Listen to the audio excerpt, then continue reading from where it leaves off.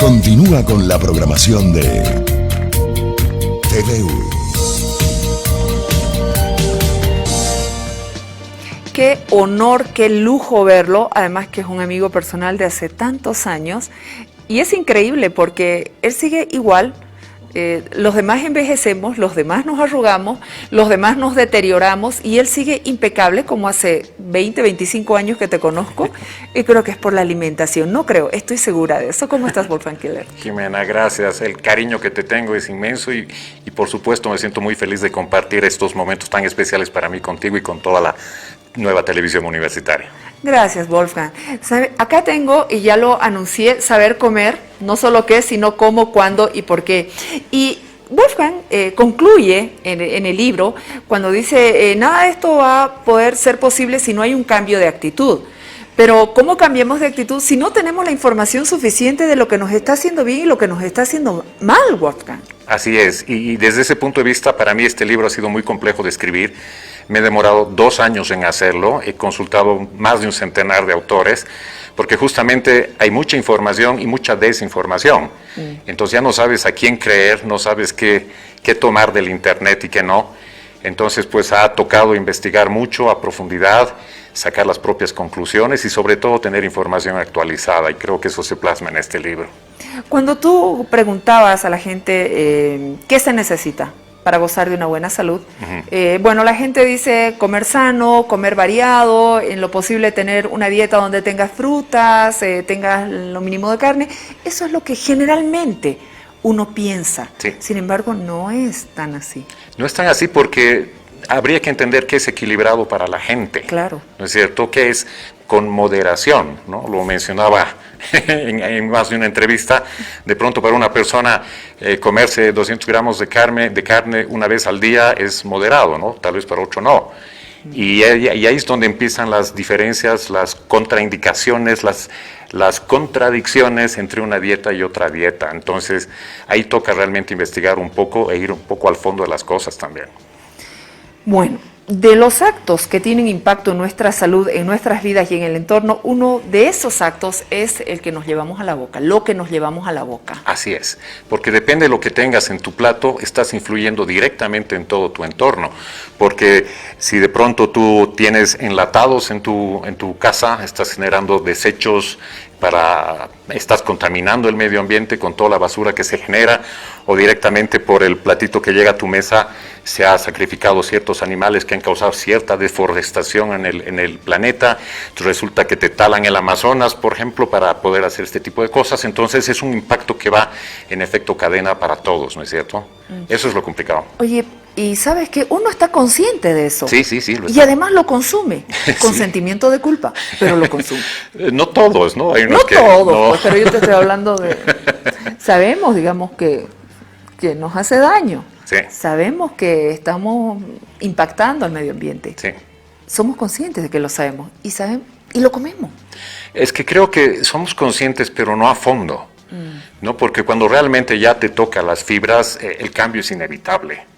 Pero mientras tanto uno ve de afuera sin comprometerse, dices, bueno, pues no voy a cambiar el mundo si dejo de comer esto o el otro, pero sí puedes cambiar tu mundo, y cuando cambias tu mundo cambias tu entorno, y cuando cambia tu entorno empiezan a darse grandes cambios también, pero es un proceso muy individual y no todos están dispuestos a hacerlo, salvo que ya la emergencia clínica, la sala de operaciones lo esté esperando y recién pare las orejas, ¿no?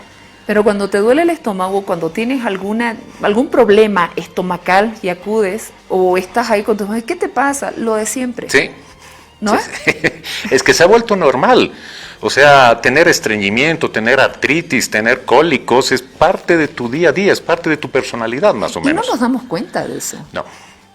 Inclusive en la gente religiosa, ya ni siquiera pide el milagro, está con el omeprazol en el bolsillo porque ya se resignó a vivir con gastritis. Es que reza antes de comer.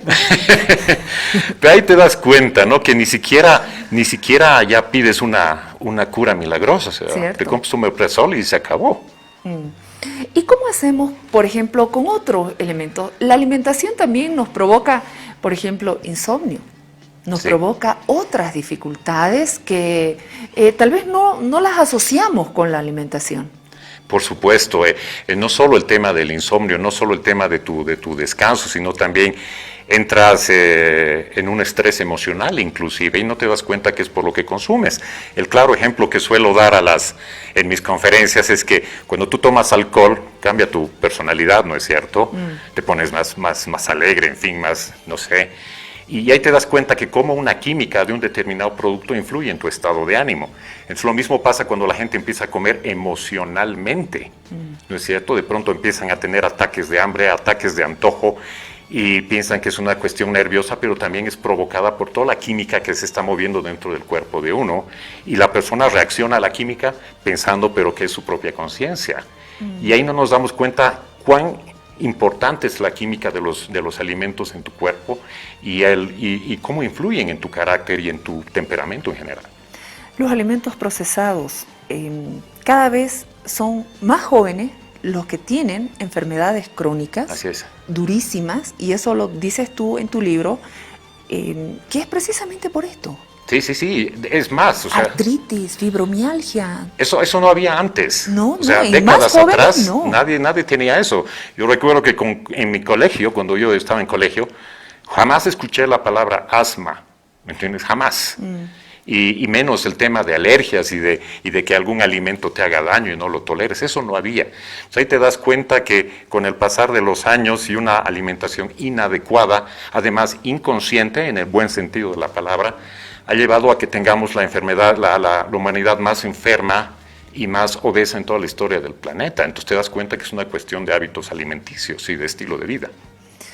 Sobre la proteína animal, coméntanos, porque ya hay corrientes que te hablan, ¿no?, de lo duro que es para el organismo, para tu mismo cuerpo, la proteína animal.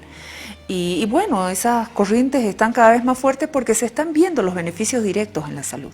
Bueno, no solo eso, el año 2015 la misma OMS ha declarado cancerígena a la carne roja y a la carne procesada, justamente por todo el tratamiento que hacen, empezando desde la cría de la res y pasando por toda la parte de la producción como tal de la carne, donde se le ponen los distintos aditivos para que se conserve, para que sepa mejor, para que sea más blanda, para que sea más jugosa. Entonces les ponen tantos aditivos y tú no te enteras de eso, tú solo tienes tu chuletita deliciosa y te la comes, pero no sabes todo lo que estás ingiriendo. Entonces no en vano la misma OMS te dice que es cancerígena, pero el ser humano es a veces tan ligero en sus decisiones que dice, bueno, igual de algo hay que morir, ¿no? Entonces igual se lo come. Pero el problema, como más de una vez lo he mencionado, no se trata de que te mueras, sino cómo es tu calidad de vida antes de hacerlo. Claro. Y en eso mucha gente no piensa hasta que ya se ve metido en un tratamiento terrible con un médico, una cosa así. He visto que muchos se dan casos de neurodegeneración. Sí. También he visto el tema del Alzheimer, que lo compartimos con vos, y Sí. la prueba teníamos a lo de tu mamá. Así y es. mucha gente que te sigue. Pero además el estado de ánimo, la ansiedad, la depresión, por la proteína animal. No solo por la proteína animal. La proteína animal es la punta que corona el cherry, porque resulta que muchos de tus cambios de estado de ánimo son por una actividad patógena, por ejemplo, ¿no?, por virus, por bacterias. Y esos virus y esas bacterias se alimentan ¿de qué? De los desechos de la carne, por dar un ejemplo. Pero a su vez también se alimentan del gluten, de la harina refinada. Entonces, como te darás cuenta que esos cambios de ánimo tienen muchas fuentes. La carne podría ser, ya te digo, una partecita más, porque alimenta a un sector de tu microbioma, de tu microbiota, que hace que tengas cambios súbitos de ánimo y tú no tienes idea a qué se debe. Cuando tú dices, bueno, cuán variado puede ser, analicemos la comida, por favor. Por ejemplo, voy a comer frutas, jugos, voy a tomar todos los días jugo de apio. Dime qué estoy haciendo mal o cómo debería hacerlo. Bueno, primero la gente le tiene miedo a las frutas especialmente a las frutas por el tema de la fructosa. O sea, creen que si van a comerse 5 plátanos en la mañana van a engordar. O sea, nada más falso que eso. Uno empieza a engordar justamente porque el hígado se torna lento, ya no tiene la capacidad de procesar y disolver las grasas. Entonces las grasas se van acumulando internamente en tu organismo, ¿no es cierto? Y es por eso que uno va subiendo de peso. En el caso del jugo de apio que tú mencionas, lo que yo siempre recomiendo en mis charlas y lo recomiendo en el libro es que en ayunas tú tomes medio litro de agua con medio limón. ¿Para qué? Para que con esa agua ayudes a expulsar todo lo que tu hígado ha desechado por la noche. Entonces es como si jalaras la cadena y botas todas esas toxinas cuando vas en la mañana al baño. Y media hora después de eso, cuando tomas un zumo de apio puro, sin mezclarlo con nada, ni miel, ni agua, ni azúcar, ni otra fruta, nada, ese medio litro de apio puro es un gran eliminador de patógenos, es un gran eliminador de metales pesados y sobre todo empieza a limpiarte de toda esa suciedad, llamémosla tóxica, como de patógenos e inclusive de desechos de patógenos, te ayuda a expulsarlo. Pero si en la mañana te tomas un típico desayuno americano, por dar un ejemplo, con mucha grasa animal, o inclusive de grasa de la buena, tu sangre se llena de grasa y no permite que la insulina ayude a llevar la glucosa a las células que se alimentan de esos nutrientes. Entonces, porque no puede hacer eso el hígado en la mañana, se frena su capacidad de depuración. Y en vez de depurarse, está obligado a empezar a lidiar con las grasas y con todas las toxinas que le has puesto en tu mermelada artificial, en tu tocino, en esto y el otro. Entonces, el hígado empieza a deteriorarse, ya no puede deshacerse de esas grasas y empiezas a engordar. Entonces, mi consejo es que en las mañanas, más allá del agua de limón y del jugo de apio, hasta el mediodía por lo menos, solo consumas frutas y vegetales. Y puedes hacerte un gran desayuno, por ejemplo, de un batido de avena, con plátano, con frutilla o con papaya, ¿me entiendes? Ahí sí puedes mezclar, pero... Por supuesto. Ahí sí puedes mezclar. Pero no meterle un sándwich o una empanada en la mañana, porque no estarías ayudando a tu cuerpo a depurarlo. Y justamente las frutas y los vegetales ayudan a limpiar a tu cuerpo con todos los nutrientes que tienen. Entonces es ahí donde dices, hay que saber qué comer, cómo y cuándo. Y en las mañanas, yo en lo personal, no recomiendo ninguna grasa, aunque sea de las buenas. A partir del mediodía, sí, ya puedes empezar con las grasas inclusive de origen animal. Esto de la proteína, cuando la gente dice, no puedes dejar de consumir proteína, ¿es un mito?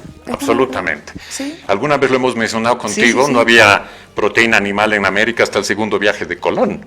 Significa que desde la creación del universo, desde el Big Bang hasta después del año 1493, América y otros países no sabían qué era la carne de res, por ende no sabían lo que era la vitamina B12, no sabían lo que era la proteína y no sabían lo que eran los lácteos, por un ejemplo. Y ahí te das cuenta que la humanidad ha sobrevivido sin eso, al menos en América, durante milenios. Pero ahí también te das cuenta cómo influye la industria de los alimentos a los más altos niveles, como para que te digan que es necesario, que tienes que consumirlo y que si no consumes proteína te fuiste. Sí. Pero resulta que todos los alimentos tienen una mezcla de grasa, proteína y azúcar y carbohidratos.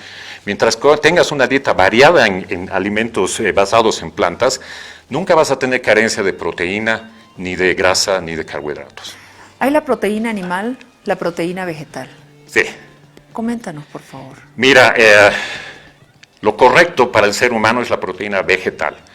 Es más, hace un par de centurias, un sueco, Jacob Jones Berzelius, le escribía a otro científico diciéndole, he descubierto la materia, lo voy a decir en otras palabras, primigenia, que ayuda a desarrollar lo que es la musculatura animal. Y esto está en las plantas. Entonces el hombre cree, o sea, el animal se alimenta de las plantas y genera su propia proteína muscular, si quieres llamarlo así. Sí. Pero el hombre se come al animal para buscar esa proteína que el animal ha generado a través de los vegetales. Claro. Cuando nosotros preguntamos, por ejemplo yo, quiero comer sano, también quiero comer algo que no me haga daño, y eso tú lo planteas en el libro. ¿Qué debo dejar de comer para no enfermarme? ¿Qué debo comer para estar sano? Estas dos preguntas me gustan y las quiero ahí, tener. Bueno, sí, la gente siempre me pregunta qué debo comer para estar sano. Claro. Yo les digo, pregúntame también qué debes dejar de comer para no enfermarte. Entonces, lo primero que recomiendo es abstenerse de comida procesada, o sea, todo lo que viene en lata y todo lo que viene en caja, principalmente. Y esto incluye obviamente la proteína animal, que hay mucho proceso en la industrialización de la carne. Entonces, mientras te abstengas de productos procesados, limites tu ingesta animal, porque hay gente que no quiere cambiar esa dieta porque le gusta, pues, ¿no? Y está acostumbrado. En ese caso, lo que recomiendo es que se aumente drásticamente la ingesta de vegetales y frutas. Drásticamente. Oye, pero ¿y todos los agroquímicos? Por supuesto, estamos hablando de algo orgánico o ecológico, ¿no es cierto? Porque si te mete pues glifosato por todo lado y eso es terrible. Ahí toca o que hagas tus huertos urbanos o que confíes en tu productor. Hoy está muy de moda esto, los huertos urbanos. Creo que es algo que hemos aprendido de la pandemia. Mira, todos los techos de La Paz podrían estar llenos de jardines y huertos urbanos. O sea, podría ser una actividad hermosa, pero bueno, ya depende ahí de la gente, porque es una cuestión de tiempo, de dedicación. Pero por lo menos en torno a tu pregunta, lo ideal es buscarse productores ecológicos, confiar en quien te está vendiendo el producto y hacerlo, ¿no? Es la única forma de asegurarse. ¿Qué debo dejar de comer? ¿No ve? Sí. Azúcar. El azúcar ha sido ya calificado como el veneno. El azúcar procesada. Azúcar procesada. No, sí. el azúcar refinada, o lo que se llama el jarabe de maíz de alta fructosa, que es el endulzante de los jugos en caja. Eso es peligrosísimo. Pero el azúcar de las frutas es lo más necesario y lo más saludable. Una vez más, si tú durante la mañana te llenas de bananas, papayas, kiwis, lo que quieras, no vas a engordar. No lo vas a hacer. Por el contrario, vas a empezar a eliminar esas grasas de más y por ende también vas a empezar a adelgazar, pero sanamente. Y con relación a un té, por ejemplo, porque tú sabes, los seres humanos somos de hábitos, sí. Tenemos hábitos y eso es con lo que tenemos que lidiar. ¿Cómo endulzamos una taza de té? Número uno, no te recomendaría un té. Por el tema de la cafeína, inclusive esos tés de sabores que encuentras en varios lugares. Ni el té verde. Menos. ¡Oh! Jesús María, ¿ve? El té verde tiene fama, ¿no?, de ser saludable. Pero lo que hace es dispara tus adrenales. O sea, la cafeína del café, del té verde, de la matcha, olvídalo.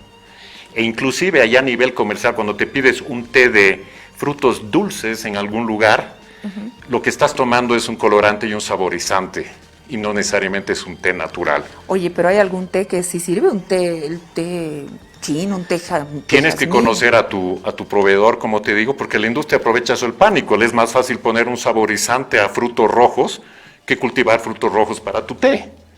¿Me entiendes? Y la gente es muy ingenua, en el buen sentido de la palabra, y cree en lo que le dan en el local. Pero es por la falta de información. Absolutamente. Es falta de información lo que nos hace pecar y nos hace cometer estos errores. Sí. Pero aún así, yo en lo personal no recomiendo ni té ni café.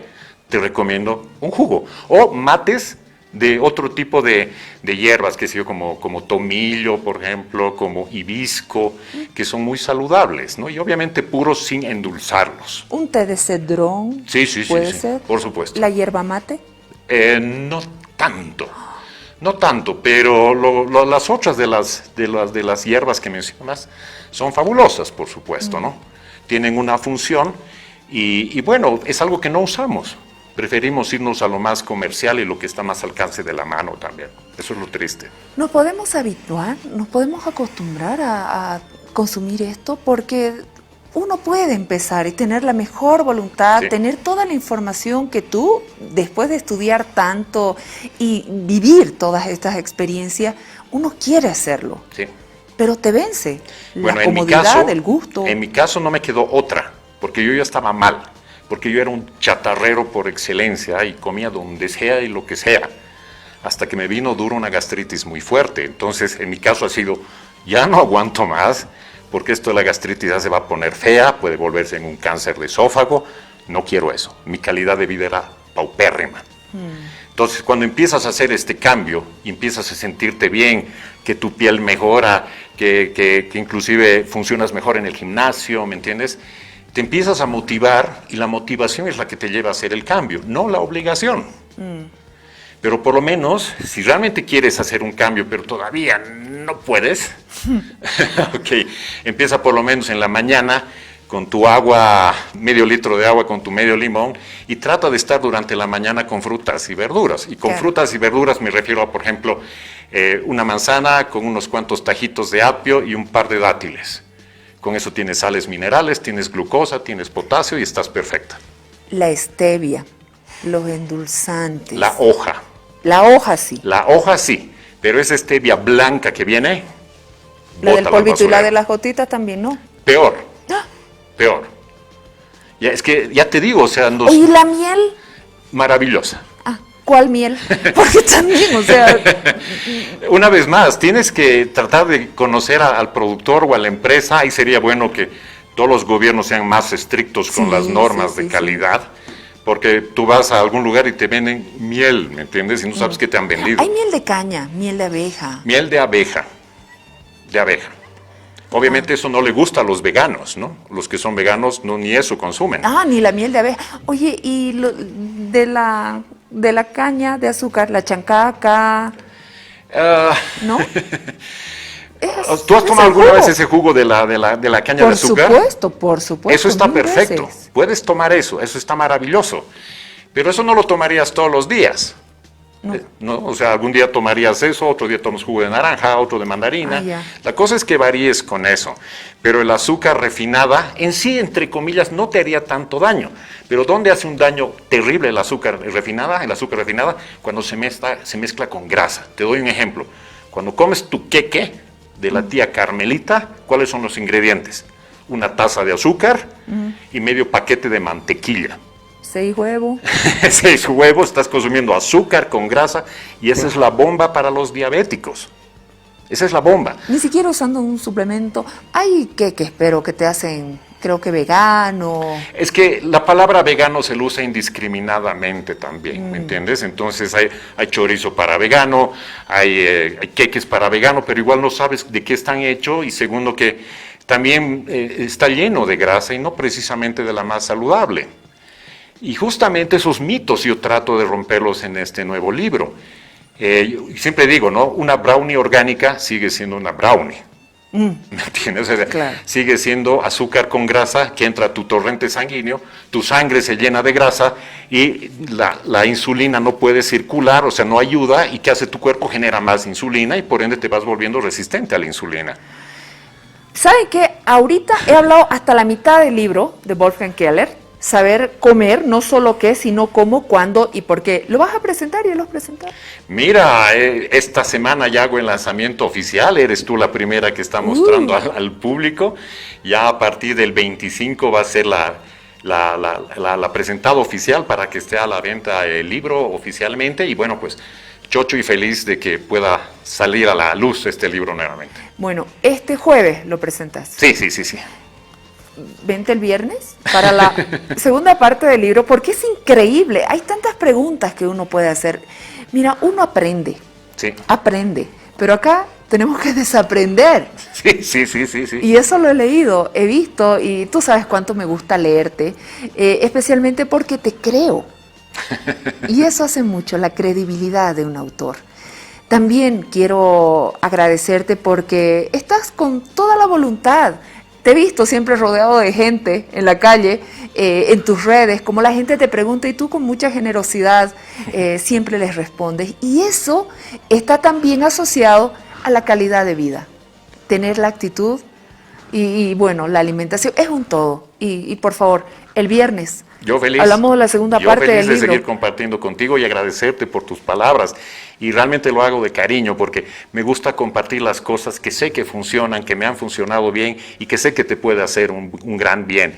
Por ese lado, realmente es parte de mi pasión de hacerlo. Y como te digo, no es algo gratuito, es más de una década que llevo investigando este tema de la alimentación. Como te digo, los más de 100 autores que he estudiado en este libro, ninguno es de habla hispana. Entonces es un material súper actualizado que no existe en español y que lamentablemente eso también es una alerta de que no hay material actualizado en español. Eso me llama la atención. Entonces, si tú no te enteras, menos posiblemente se entere, inclusive un nutricionista o un doctor que no tiene acceso al idioma. Así es. Y eso es complicado. Bueno, el viernes a las 23 horas estará Wolfgang Keller. El jueves ya lo puedes adquirir, Saber Comer, no solo qué, sino cómo, cuándo y por qué. Muchas gracias, amigo querido. Jime, a ti las gracias. Te espero el Muchas viernes gracias. aquí El y ahí viernes damos voy a más estar acá. detalles, porque no es nomás de comer algo, sino cómo lo comemos. ¿Cuándo y por qué? ¿Cuándo y por qué? Gracias por acompañarnos, ha sido un gusto.